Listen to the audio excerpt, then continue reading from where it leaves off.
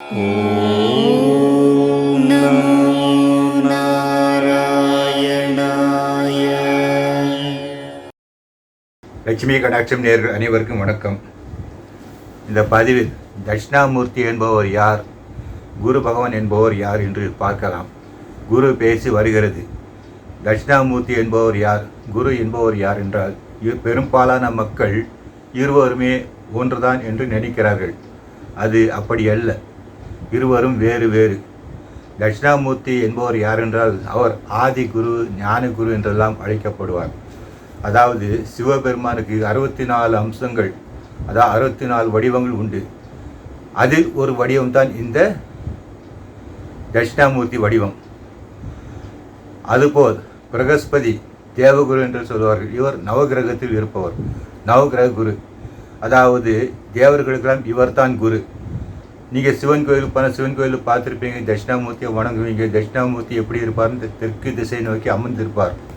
தெற்கு திசை நோக்கி அமர்ந்து நமக்கு பக்தர்கள் காட்சி தருவார். அதாவது இது என்ன வடிவம்னா, அந்த சனகாதி முனிவர்கள் அந்த 4 பேர்களுக்கு அந்த வேதத்தின் உட்பொருளை அவர் உபதேசம் செய்கிறார். ஆலமரத்தின் அடியில் உட்கார்ந்து அவர் அந்த உபதேசம் செய்கிறார். அந்த வடிவம்தான் அந்த தட்சிணாமூர்த்தி வடிவம். அவர் நமக்கு ஞானத்தை வழங்கக்கூடியவர். எனவே அவரை அன்னைக்கு வியாழக்கிழமை தான் நாங்கள் வணங்க வேண்டும் என்று அவசியமில்லை. நாம் எப்போது வேண்டுமானாலும் அவரை வணங்கலாம். அவர் முன் அமர்ந்து நாம் தியானம் பண்ணினோமானால் நமக்கு ஞானம் பெருகும். அந்த அளவுக்கு ஒரு ஞானத்தை வழங்கக்கூடியவர் அந்த தட்சிணாமூர்த்தி கடவுள். வெண்மை நிற ஆடையில் எப்போதும் காட்சி அளிப்பவர்.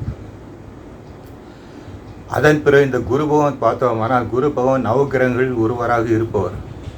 அவர் யார் என்றால், இந்த தெய்வம் கடவுளிட்ட கட்டளையை நிறைவேற்றும் 9 கிரகங்களில் அவரும் ஒருவர். தேவகுரு, பிரகஸ்பதி என்று அழைப்பார்கள். மஞ்சள் நிற ஆடையில் இவர் காட்சி அளிப்பார். அவர் தெற்கு திசை நோக்கி காட்சி அளிப்பார். யாரு? தட்சிணாமூர்த்தி. இவர் வடக்கு திசை நோக்கி இருப்பார். இவர் தான் குரு. குரு பேச்சு இப்போது இவரைத்தான் வணங்க வேண்டும். இவருக்கு விருப்பமான நெய்வேத்தியம் என்னென்னா கொண்டை கடலை தான். இவர் மனைவியின் பேர் தாரை. 4 வேதங்களை கற்றவர், 64 கலைகளை கற்றவர். அந்த அளவுக்கு சிறப்பு. நவகிரக அந்தஸ்து பெற்றவர். எப்படி அந்தஸ்து, நவகிரக அந்தஸ்து என்றால், திட்டையில் உள்ள விஷ்ணேஸ்வரநாதர், அதாவது ஈஸ்வரை சிவனை வணங்கி இவர் நவகிரக அந்தஸ்து பெற்றார். எனவே தென்குடி திட்டை என்று சொல்வார்கள். மிக அழகான ஒரு ஸ்தலம், குருவுக்கு உரிய ஒரு முக்கியமான ஒரு ஸ்தலம் அந்த தென்குடி திட்டை. அந்த குரு பேசி தினத்து அன்று அந்த தெய்வத்தை நாம் வழிபட வேண்டும். இவருக்கு நவகிரகங்களில் 2 வீடு இருக்குது. என்ன வீடுன்னா, தனுசும் அண்டு மீனம் இவருடைய வீடு. இவர் கடகத்தில் உச்சத்தில் இருப்பார், மகரத்தில் நீச்சமடைகிறார். புனர்பூசம், விசாகம், பூரட்டாதி ஆகிய இந்த 3 நட்சத்திரங்கள் குருவின் நட்சத்திரங்கள். இந்த நட்சத்திரத்தில் பிறந்த குழந்தைகளுக்கு முதலில் ஆரம்ப திசை குரு திசை தான் இருக்கும். இதுபோல் நிறைய வித்தியாசம் உள்ளது. இந்த குரு பகவான் வடக்கு நோக்கி இருப்பார். நவகிரகங்களில் இவர் ஒரு சுபகிரகம், ராஜ கிரகம் என்று அழைப்பார்கள். அந்த அளவுக்கு ஒரு சிறப்பு இவருக்கு உண்டு. குரு திசை வந்தாலே கல்யாணம் ஆயிரும், அந்த மாதிரி ஒரு சிறப்புலாம் உண்டு குரு திசைக்கு. அதாவது இந்த குரு பகவானுக்கு குபேர சம்பந்தம் உண்டு. ஏன்னா வடக்கு நோக்கி இருக்கிறார், தட்சிணாமூர்த்தி தெற்கு நோக்கி இருக்கிறார். யம தர்மராஜா அவருடைய சம்பந்தம் இருக்கிறது. நீதி, நியாயம் முதலியவற்றையெல்லாம் கட்டுப்பட்டவர். அந்த அளவுக்கு ஒரு சிறப்பு 2 பேருக்கும் உண்டு. ஆனால் 2 பேரும் வேறு வேறு. இந்த குரு பேச்சு இந்த தினத்தன்று இந்த நவகிரக குருவுக்கு தான் நாம் பூஜை செய்து வழிபடுவது, அர்ச்சனை செய்து வழிபடுவது என்பது ஒரு நல்ல பலன். நமக்கு எல்லாமே கிடைக்கும்.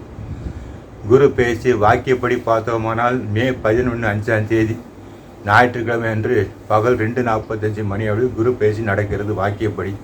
திருக்கணிதப்படி பார்த்தோம்னா 14, 5 மே புதன்கிழமை அன்று இரவு 10:36க்கு நடைபெறுகிறது. அதாவது ரிஷபத்தில் இருந்து மிதுன ராசிக்கு செல்கிறார் குரு பகவான்.